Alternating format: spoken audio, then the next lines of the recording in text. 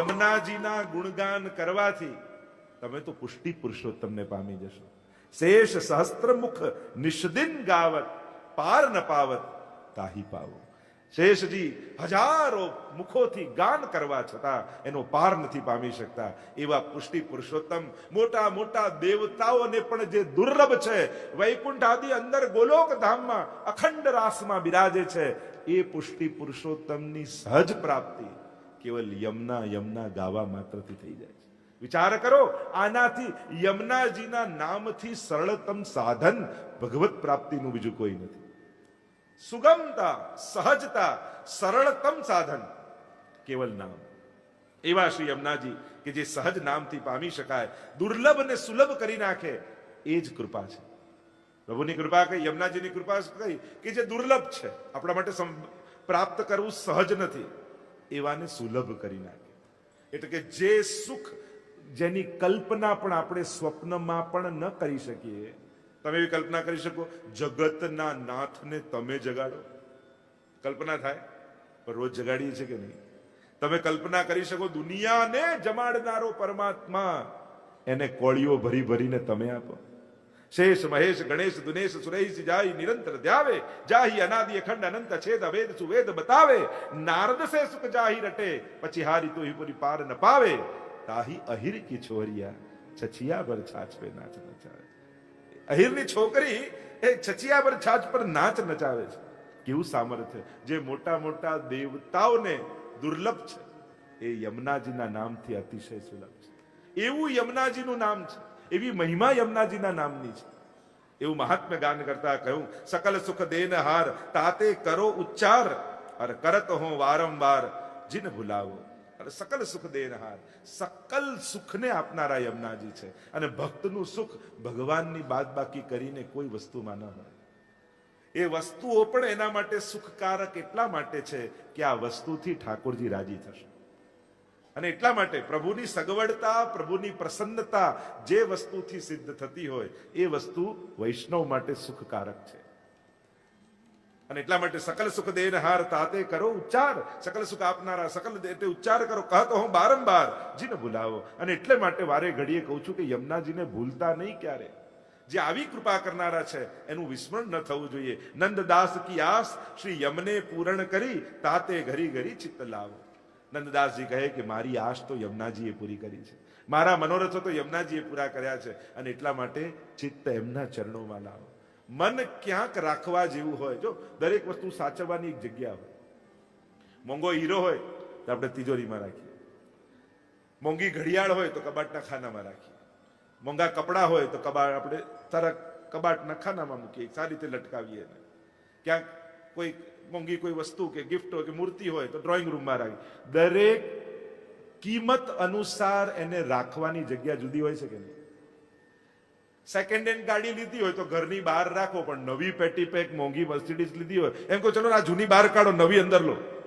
એમ તો આને અંદર રાખીએ કે બંને તારી જ તો છે, પણ આના કરતા એની વેલ્યુ વધારે છે. એમ જ દરેકની વેલ્યુ તમે માપતા જાઓ તો ભગવાનને રાખવાની કોઈ જગ્યા હોય ને તે આપણું દિલ જ છે. કારણ કે એને નજીક નજીક નજીક સાચવી સાચવી સાચવી સાચવી સાચવી, જેટલી કિંમત વધારે એટલી એની સાચવણી વધારે. કારણ કે એમ થાય કે ના કોઈના ભરોસે ના રખાય, આના ભરોસે ના મુકાય, આના હાથમાં ના અપાય, આ તો બહુ કિંમતી છે, ગમે તેવી વસ્તુ ગમે તેના હાથમાં ના આપીએ. એમ જ જયારે બધાનું વેલ્યુ કાઢીએ ત્યારે સૌથી કિંમતી આપણને આપણા ઠાકોરજી લાગે, પ્રભુનું નામ લાગે, આપણું કરેલું ભજન લાગે. અને ત્યારે એમ લાગે આને સાચવવામાં તો દિલથી બીજી કોઈ જગ્યાએ, એટલે કે બીજા કોઈના ભરોસે મુકાય એમ નથી. કારણ કે આને તો હું જ સાચવીશ. કોઈ બહુ જ કિંમતી વસ્તુ ના મારા ખિસ્સામાં રાખું છું, હમણાં કોઈને આપવા જેવું નથી, એની કિંમત વધારે છે. એમ આપણે જ વિચાર કરીએ કે આ યમુનાજીનું નામ કેવું કિંમતી છે કે જેના નામ બોલવા માત્રથી જગતનો નાથ દોડતો આવે. આવું સામર્થ્ય જેમાં હોય તો એ ગમે ત્યાં ન રખાય. એ ન માળામાં રખાય, ન પુસ્તકમાં રખાય, ન ક્યાંક કોઈ ચોપડીમાં રખાય. એ તો જીવવા ઉપર જ રહેવું જોઈએ, એ તો હૃદયમાં જ રહેવું જોઈએ, આપણી પાસે જ રહેવું જોઈએ. કારણ કે એવું છે ને કે પેલું હાથમાં આવેલું કામનું, યાદમાં આવેલી વિદ્યા કામની, હાથમાં આવેલું ધન કામનું, એમ જીભ પર આવેલું ભગવત નામ કામનું. બાકી ચોપડીયું, મારા ઘરે બધા જ પુસ્તકો છે પણ કરવાના શું? એ કરવાના શું? રાખો, વાંચો ખરો, પણ છેલ્લે એ પુસ્તક હસ્તકમાં લેવાનું અને હસ્તકમાંથી મસ્તકમાં જાય ને તો જ કામનું. પણ જો મસ્તકમાં જ નથી તો એ પુસ્તકને હસ્તક રાખીને કરવાનું શું? અને એટલા માટે શ્રી યમુનાજીનું નામ એવું દુર્લભ છે. એને ગમે ત્યાં ન રાખો, એને તો જીવવા ઉપર સતત ચકાસતા રહો કે મારા હૃદયમાંથી ગયું તો નથી ને યમુનાજીનું નામ. અને ચકાસવાનો રસ્તો શું, ઉપાય શું, કઈ રીતે ચકાસાય? યમુનાજી, યમુનાજી આ છે દિલમાં છે, યમુનાજી, યમુનાજી આ છે દિલમાં છે. દિલમાં હશે ને તો જ જુબાન પર આવશે. એટલે જો તમારી જીવવા પર આવી રહ્યું છે તો માનજો હૃદયમાં છે. એટલે જેમ કિંમતી વસ્તુને વારે ઘડીએ ચેક કરતા રહી, બરાબર ઠેકાણે તો છે ને, ઠેકાણે તો છે ને, એમ સૌથી કિંમતી યમુનાજીનું નામ છે. એને બોલી બોલીને ચકાસતા રહેજો કે દિલમાં છે કે નહીં. કારણ કે એ ગયું તો બધું જતું રહેશે. યમુનાજીનું નામ ગયું, એને જો ભૂલી ગયા તો યમુનાજીની સાથે ભાવ, ભક્તિ, શ્રદ્ધા, વિશ્વાસ બધું જ તણાઈ જશે. આપણે તેને પકડી રાખવાનું છે. અને એટલા માટે શ્રી યમુનાજીના મહાત્મ્યને વર્ણન કરતા શ્રી નંદા તાતે ઘરી ઘરી ચિત્ત લાવો, અને એટલા માટે વારે ઘડીએ એને ચિત્તમાં લાવો એમ કહીને આગળ ગાન કરતા કહ્યું, ભાગ્ય સૌભાગ્ય શ્રી યમને જુદે. ભાગ્ય ને સૌભાગ્યના દાત્રી શ્રી યમુનાજી છે. જો ભાગ્ય ને સૌભાગ્ય, લૌકિક મળે ભાગ્ય, અલૌકિક મળે સૌભાગ્ય. શ્રીજી મળે ભાગ્ય, વલ્લભ મળે સૌભાગ્ય. જ્યારે મુક્તિ મળે ભાગ્ય, ભક્તિ મળે સૌભાગ્ય. માનવ દેહ મળે ભાગ્ય, વૈષ્ણવ કુળમાં મળે સૌભાગ્ય. ભાગ્ય ને સૌભાગ્યની ઘણી ચર્ચા કરી શકાય. આ બંનેની આકાંક્ષા જીવને છે, ભાગ્યની પણ છે ને સૌભાગ્યની. કારણ કે ભાગ્ય કદાચ કર્મોથી નિર્મિત થાય, પણ પ્રભુની કૃપાથી મળે સૌભાગ્ય છે. તો યમુનાજી બંનેનું દાન કરનારા છે. ભાગ્ય સૌભાગ્ય શ્રી યમને જો દે. લૌકિક સામર્થ્ય મળ્યું ભાગ્ય, અલૌકિકમાં વિનિયોગ કરવાની ઈચ્છા એ સૌભાગ્ય. અનેક પ્રકાર, આંખો મળી એ ભાગ્ય, દર્શન મળ્યા એ સૌભાગ્ય. જીભ મળી એ ભાગ્ય, ભગવદ નામ મળ્યું એ સૌભાગ્ય. કાન મળ્યા એ ભાગ્ય, કથા મળી એ સૌભાગ્ય. લાંબુ લિસ્ટ કરી શકીએ ભાગ્ય સૌભાગ્ય. ભાગ્ય ઘણાને મળ્યું છે, સૌભાગ્ય એને મળે જેના પર યમુનાજીની કૃપા હોય.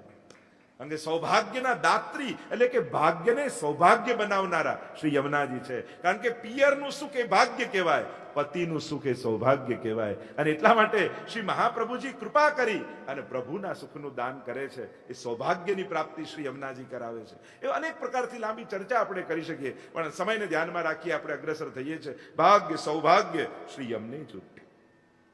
બાત લૌકિક તજો, પુષ્ટિ યમને ભજો, और लाल गिरधर तब तभी मिले ही. तो केवा છે યમુનાજી કે બાત લૌકિક તજો और પુષ્ટિ યમને ભજો. યમુનાજી ના જયારે ગુણગાન કરવા બેઠા છો ત્યારે બાત લૌકિક તજો. કમથી કમ જો જયારે સંસારમાં છીએ, કાર્યોમાં છીએ, ત્યારે તો લૌકિક ચર્ચા થાય છે. કમથી કમ એવું થઈ શકે કે કથામાં, સત્સંગમાં, હવેલીમાં, દર્શનમાં જ્યારે જઈએ એટલે કે પ્રભુના સ્થાનોમાં, પ્રભુ માટે જ્યાં ગયા હોઈએ ત્યાં બને તો લૌકિક વાતોનો ત્યાગ કરીશું. બાત લૌકિક તજો, બને તો પ્રયાસ કરજો. જ્યારે જ્યારે હવેલીમાં જાઓ, સત્સંગમાં બેઠા હો, તો કહું પ્રભુ આગળ ઘરે પણ વિનંતી કરવી કે પ્રભુ આખો દિવસ લૌકિક વિચાર ચાલે છે, કમથી કમ તારી સામે બેઠો હોઉં ત્યારે તો કૃપા એવી કર કે કમથી કમ તારી સામે હું એટલી વાર મને સંસાર યાદ ના આવે, મન મારું કેવલ તારામાં રહે એવી કૃપા કર. બાત લૌકિક તજો, એ લૌકિકને ત્યાગો. કારણ કે ઘણી વાર છૂટતું નથી, છોડવું પડતું હોય છે. અને ઘણી વાર ઠાકોરજી છોડાવી દેતા હોય છે.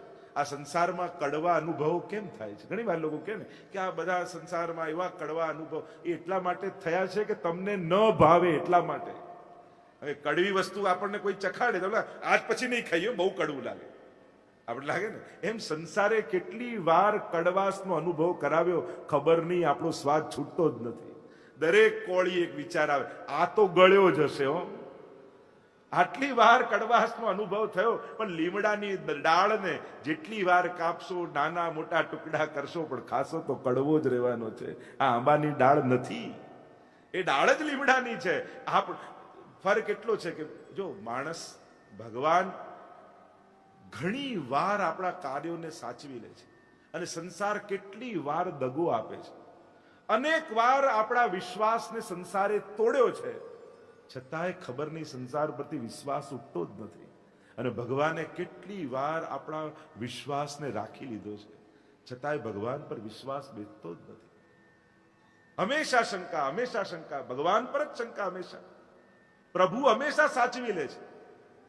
તમને એમ લાગે કે માંગ્યું ન મળ્યું, સાવ ખોટી વાત છે. અહીંયા જેટલા બેઠા છો યાદ કરો, તમે યુકે આયા ત્યારે યાદ કરો, 2 બેગ લઈને આયા હતા ને, ખિસ્સામાં 200-500 પાઉન્ડ હશે, અને એ સમય તો 500 પાઉન્ડ બહુ મોટી વાત કહેવાય.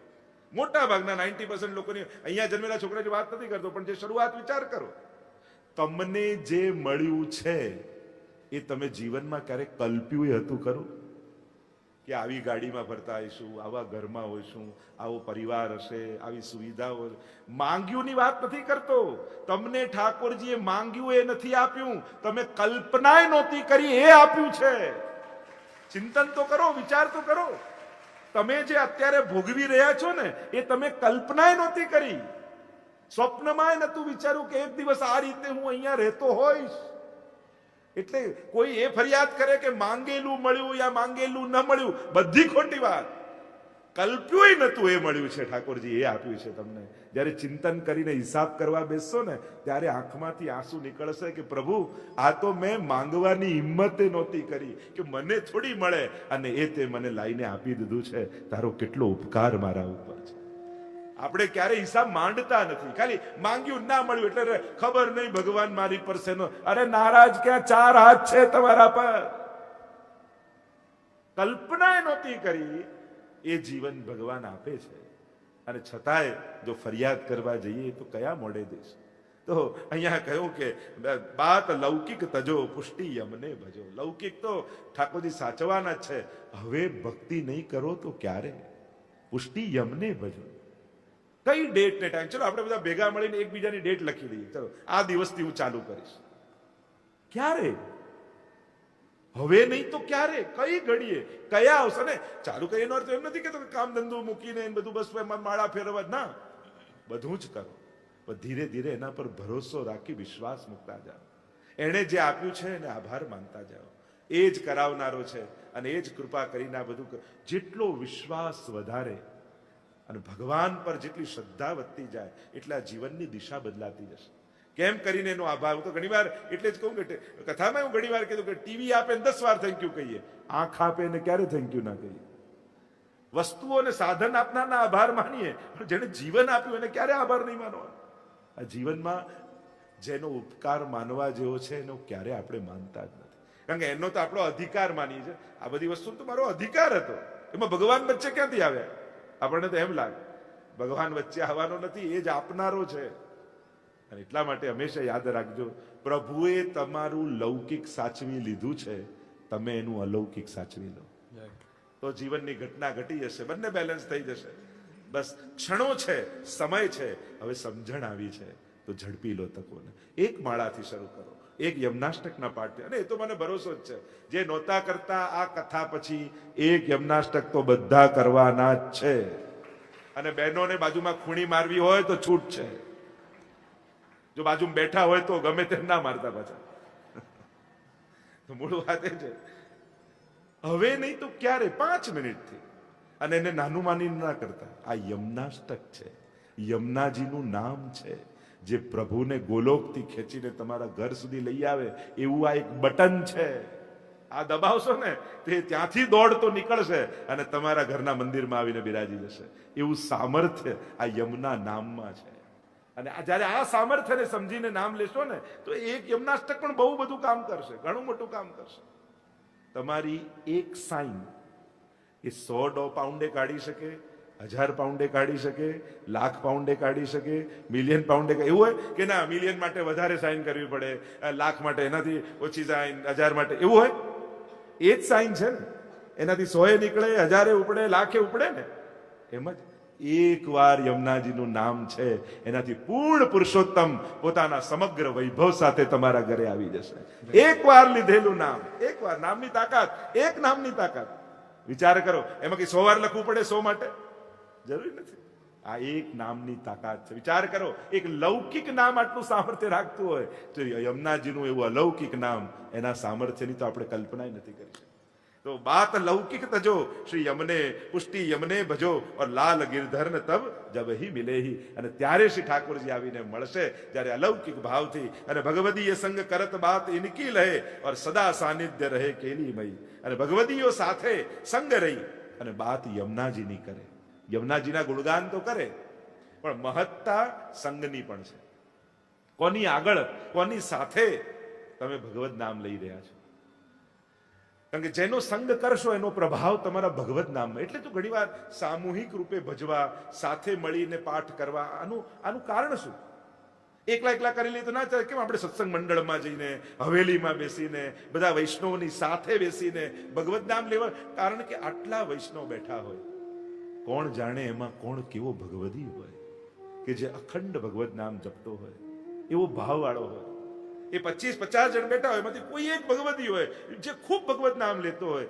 અને એ આપણી જોડે પાઠ કરી રહ્યો છે અને એના પાઠના પ્રભાવથી સાક્ષાત યમુનાજી ખેંચાઈને ત્યાં પધારે અને જ્યારે યમુનાજી પધારે ને ત્યારે એ એક પર કૃપા નથી કરતા પછી તો આખા પરિકર પર કૃપા કરીને જાય છે અને એટલા માટે આપણો ભાવ સાથે લેવાનો એ છે કે મારામાં તો યોગ્યતા નથી પણ કોઈ ભગવતીની કાનીથી જો ઠાકોરજી કૃપા કરવા પધારશે ને તો એની કૃપાનો પ્રસાદ મને મળી જશે કારણ કે તમને કોઈ પ્રસાદ આપવા આવ્યું હોય અને એક વ્યક્તિને આપવાનો હોય પણ કોઈ આપવા આવ્યું તો પછી એકને ના આપે જેટલા બેઠા હોય ચલો તમે કણિકા લો તમે કણિકા બધાને વાંટે ને એમ કૃપા કરવા યમુનાજી આવે તો એક પર ન કરે બધાને વાંટતા જાય એટલા માટે ભગવદીઓના સંગમાં જ્યારે ભગવદ નામ લેવાય છે ત્યારે સંગના પ્રભાવથી પણ જીવ પર કૃપા થઈ શકે છે આપણે એમ કહેવાય કે મોટું વૃક્ષ હોય એની નીચે નાનું છોડ ઉગે નહીં એમ કહે કે મોટા વૃક્ષ નીચે નાનું છોડ ના ઉગે પણ તમે વેલ બની જાઓ ને તો એ વૃક્ષ તમારે પોતાના માથા ઉપર ચડાવી લે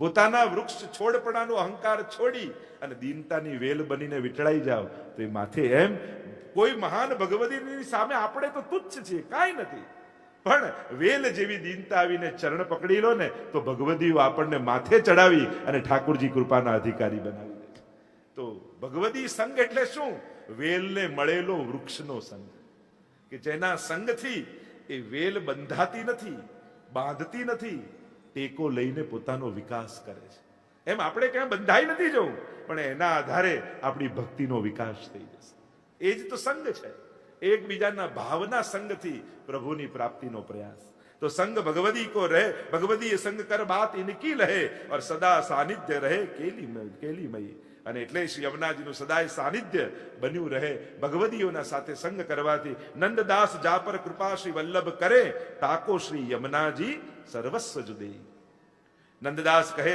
જા પર કૃપા શ્રી વલ્લભ કરે જેના ઉપર શ્રી વલ્લભની કૃપા છે અન્યોન્ય છે શ્રી વલ્લભ શ્રીનાથજી અને શ્રી યમુનાજી એક જ તત્વના ભિન્ન કૃપામય રૂપો છે એક કોઈ ગુરુ આચાર્ય રૂપે બિરાજે છે કોઈ મા રૂપે બિરાજે છે અને કોઈ આરાધ્ય અને સેવનીય રૂપે બિરાજે છે રસો વૈ સહજ 6 ગુણ ઠાકોરજીમાં 6 ગુણ મહાપ્રભુજીમાં 6 ગુણ યમુનાજીમાં ત્રણેય ભગવાન છે ભગવાન એટલે ભગ જેમાં હોય ભગવાન ઐશ્વર્ય વીર્ય યશસ્વી જ્ઞાન વૈરાગ્ય આ 6 ને કહેવાય ભગ અને ભગ જે ધારણ કરે ભગવાન તો આ ત્રણેય માટે ચર્ચા આવી પ્રભુમાં તો છે જ મહાપ્રભુજીમાં આપણે બતાવ્યા જ્યાં સપ્તશ્લોકી નામનો ગ્રંથ ગુસાઈજીએ અને શતગુણ બતાવ્યા યમુનાજી માટે યમુનાષ્ટકમાં અનંત ગુણભૂષિતે શિવ વિરંચિદે વસ્તુતે ઘના ઘન નિભે સદા ધ્રુવ પરાશરા ભિષ્ટદે વિશુદ્ધ મથુરા તટે સકલ ગોપ ગોપી વૃતે કરપા જલધિશન શ્રિતે મમ મનસ સુખમ ભાવે આ શ્લોકમાં આચાર્યોએ ટીકા લખી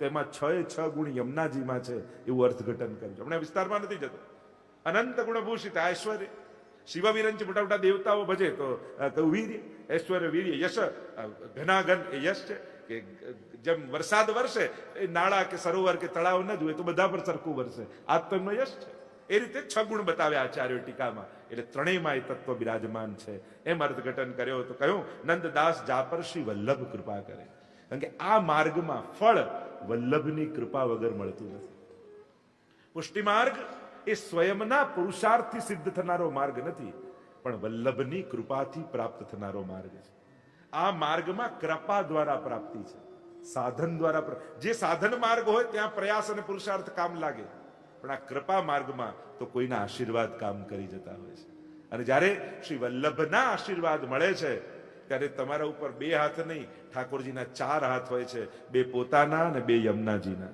એટલે કે યુગલ સ્વરૂપના આશીર્વાદ મળે. આ ભાવ આપણે ત્યાં છે.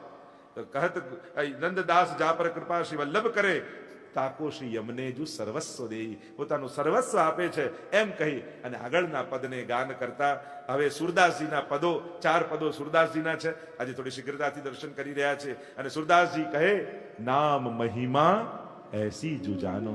યમુનાજીના નામનું શું મહાત્મ્ય છે સુરદાસજી કહે હું તમને બતાવું, કારણ કે મેં અનુભવ કર્યો છે અને અનુભવ કર્યો છે એટલે હું ગાઈ રહ્યો છું. અને ગાન કરતા સુરદાસજી કહે, નામ મહિમા એસી જુજાનો. આ નામની મહિમા કઈ રીતે જાણવી?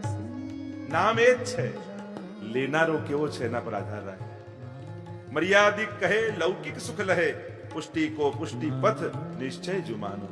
મર્યાદિક જીવ કેવલ લૌકિક કામનાથી શરણે આવ્યો હોય અને જે ઈચ્છશો એ મળશે. કૃપા કરનારા છે, સોનું બનાવનારા છે, પણ તલવાર હોય એ લોખંડની તલવારને પારસ મણીને અડાડો, સોનાની થઈ જાય પણ કાપવાનો સ્વભાવ ન જાય. અને તલવાર છે ને, જેની વૃત્તિ જેવી છે એવી જ વૃત્તિ, એને ઉત્તમ સાધન, ઉત્તમ ફળ પ્રાપ્ત થયું, પણ ઘણીવાર મળેલા ઉત્તમ સાધનોને પામવામાં આપણા નબળા સ્વભાવો નડી જતા હોય છે. ઘણીવાર ઘણાને શ્રેષ્ઠતમ અનુકૂળતા મળે, કૃપા મળે, પણ પોતાનો જ સ્વભાવ નડી જાય. તો મર્યાદિક કહે લૌકિક સુખ લહે, પુષ્ટિ કો પુષ્ટિ પથ નિશ્ચય જુમાનો. પણ જેને પુષ્ટિ ભાવ હૃદયમાં ધારણ કર્યો છે, પ્રભુને માંગ્યા છે, એને પ્રભુ પ્રભુ જ આપવાના છે. જેણે ઉત્તમતાની અપેક્ષા રાખી છે ને, મોડું ભલે થાય પણ નબળું પસંદ ન કરી લેતા. ભલે મોડું થાય, ધૈર્ય રાખજો, પ્રતીક્ષા કરજો. ભગવાન ક્યારે નિરાશ નહીં થવા દે, પણ ઉતાવળમાં જો નબળું પકડી લીધું ને, અને પ્રભુ હંમેશા પ્રયાસ કરે આનાથી ચાલી જાય તો ચાલી જાય. પ્રભુ હંમેશા કોશિશ કરે. જેમ બાળકને માં સમજાવતી, લે ચોકલેટ લે, તો રડે જાય, ચોકલેટ ચાલ, આ રમકડું રે, એ રડે જાય, આ ગાડી લે, ધીમે ધીમે વધારતા જાય, છેલ્લે જેમાં ફસાઈ જાય એટલે અટકી જાય, માનેથી આ ગયો, હવે મને ભૂલી જશે. એમ જ પ્રભુ પણ કોશિશ કરે, ચલ ધન લે, ચલ ઘર લે, ચલ પરિવાર લે. એને થાય કે જો આ જીવ ફસાઈ જાય, પ્રભુ અનેકવાર પ્રયાસ કરે લૌકિક આપીને અલૌકિક ભૂલવવાનો, કારણ કે પ્રભુને આધીન થવું પડે. પણ વૈષ્ણવ એટલો ચતુર છે ને, મળેલા સુખને એને સેવામાં પરિવર્તિત કરતા આવડે છે. પ્રભુ કહે તને એવું ઘર આપીશ કે ઘરમાં એવો આસક્ત થઈ જઈશ કે મને ભૂલી જ જઈશ.